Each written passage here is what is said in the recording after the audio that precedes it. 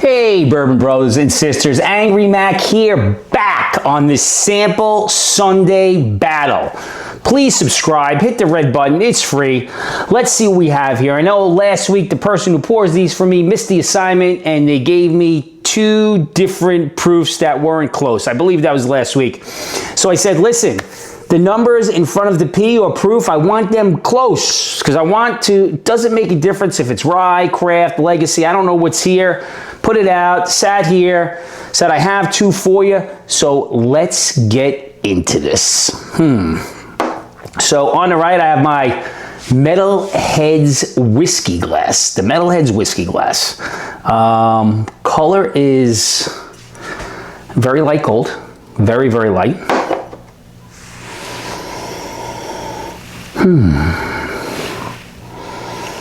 Got a very interesting smell. It's a little doughy, maybe a hint of citrus. It's got a very flat smell to it. I'm going to tell you this is probably a craft because it's got a little bit of that funk to it. I have to say this is not the greatest smell. It smells okay. Seems to be quite a bit of funkiness to this. Now on my left, a little bit darker, legs a little bit more, on the nose. Oh, this is nice. This I'm getting right away, some nice cherry, a little bit of nuttiness. Very thick. Not sure if it's brown sugar or maple. But the smell on the left is much more inviting. I'll tell you that. Much more inviting. Now, let's get into what it tastes like. So on the right, as I said, light. Definitely is an interesting funk there. I'm not picking up on this one as super inviting. I do like that doughiness, pretzelness to it. Something about this isn't something that I would gravitate to towards. The smell wouldn't draw me in. Cheers.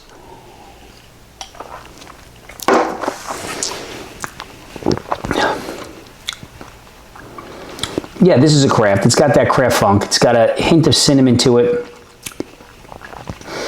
Nice, little flavory. It's got some cinnamon. It's got some brown sugar, some vanilla. Very simple. It's got a little bit of a bite to it on the back end. To this one, nothing really stands out from me on this pour.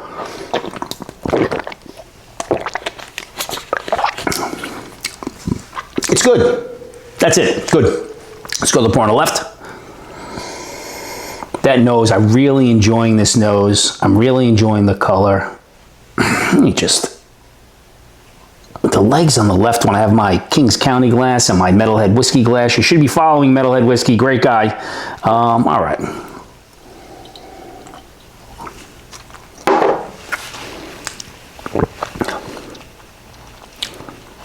This one is very nice. This has a nice front forward taste, definitely a little cinnamon, more of a maple, brown sugar, a little bit more oakiness to this. There is a nuttiness to it. You know what? I know what this is. This is either a Jim Beam or a Jack Daniels product because it has that nuttiness. I don't know if I get that banana in there, but it's got that nuttiness that reminds me quite often of the Jack stuff. That's the entry-level stuff. It doesn't seem to have that bite of something harder, so I'm going to go with this is one of those lower, maybe those long square single barrels, but this is very good. Let's go back here for a second.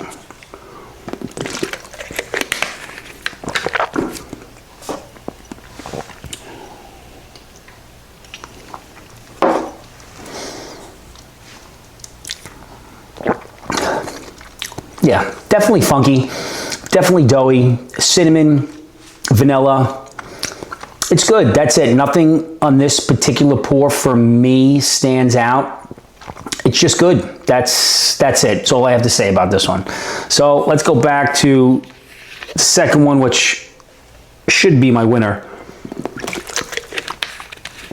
Color's much darker. You can't really see it in the glass, but when you see it here, it's much darker on this one. So I'm assuming this one may be older. Again, not sure. I do enjoy the nose. There is a familiarity there. As I said, I wouldn't be surprised if this was a Jim Beam or a Jack Daniels.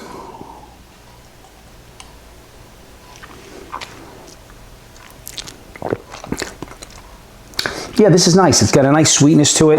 It's got a hint of baking spice, some cherries, or some other red fruits. So for this round, I'm going to go with the one on the left. I'm going to say the one on the left is definitely older. It's a little darker. It's a little thicker in the glass. The one on the right, I mean, if I was at your house and you offered it to me, I would drink it, but I don't think this is a bottle that I would search out. To be honest, I don't know if I would search out this bottle either. I thought this was good in comparison, but it's not one that blew my socks off. They're both very front forward. They are 100, but if I would say I would choose one as a daily sipper because of the proof, I would definitely go with the one on the left. I think that this one would appeal to more people who would come over who didn't drink it, because neither one has a big hug, but this may have a dot more hug at the end, and if there was a banana or a peanut or something like that, it did linger back there along with the smell. So let's see what we have. The one that did not win was Law's 5-year Centennial Wheat 100 proof. Bottle and bond. All right, I'm a little surprised. The laws that I've had in the past have been very good, but I've never had anything that was 100 proof. I've always had a cask and a barrel strength.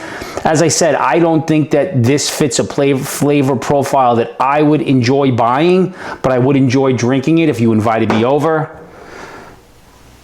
Oh, this is the JD Heritage Barrel, and this is very interesting because I've had this before, and I did get those typical JD notes off of it. I didn't buy the bottle. I didn't care enough to buy the bottle. If I got it at a better price, I may have, but up here in New York it was a little bit expensive if you did run across it. Very nice pour, solid, but today's winner, JD Heritage 100 proof. And if you like this, I'm sure if you like J. Daniels and you like 100 proof stuff, this is fantastic. I thought this may have been one of the other ones. I can't think of the top of my mind. I don't have one of those either. But listen, find the people you love, give them a hug. Tomorrow's no guarantee. So today and every day, it's never about what's in the glass. It's who you're drinking it with. Let's try this. This is a little mix of both.